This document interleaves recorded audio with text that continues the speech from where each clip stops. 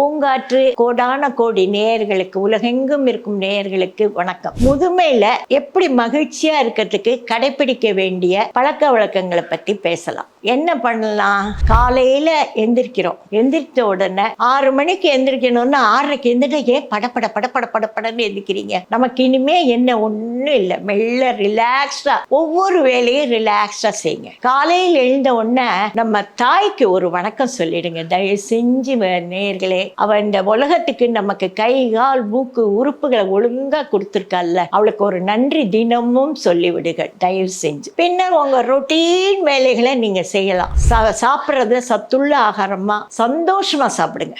பேசாம சாப்பிடுங்க. பேசிட்டு சாப்பிட்டா அது உடம்புல இதுவாக. அதனால சாப்பாடு நல்லா சாப்பிடுங்க. அது அரை வயிறு சாப்பிடுங்க. ஏன்னா அதுக்கு மேல நமக்கு தண்ணி மாத்திரை போடணும். அதனால அரை வயிறு சாப்பிடுங்க.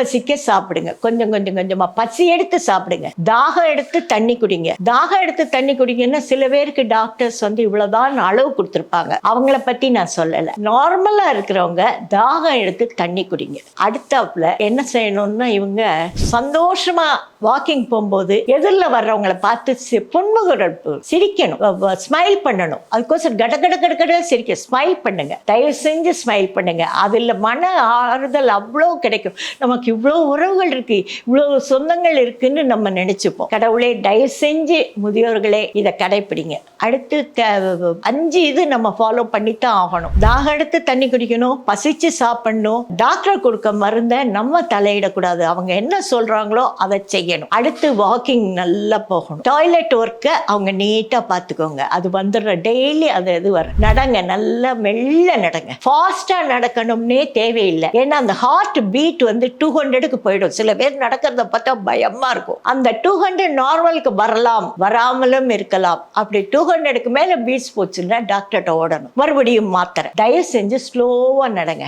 ஹாப்பியா சின்முகத்தோட நடங்க. இது மாதிரி பண்ணினோன்னு நம்ம முதியோர்களுக்கு வேற எந்த இதுவும், நீங்க குடும்பத்தை பத்தி கவலைப்படாங்க. உங்க கடமையை முடிச்சிட்டீங்க. அவங்க பார்த்துப்பாங்க. பேரனை பத்தி ஏன் கவலைப்படுறீங்க? அவ பார்த்துப்பா, அவங்க பார்த்துப்பாங்க. அவங்கள பத்தி நம்ம கவலை. நம்மள செல்ஃபிஷா இத்தனை நாள் எல்லாருக்கும் செஞ்சோம். இப்ப நம்ம சுயநலவாதியா வாழும். நமக்கு இப்ப முதியோர்களுக்கு இப்ப கிடைக்க வேண்டியது என்ன? உணவு, உடை, உறைவிடம் நமக்கு இருக்கா?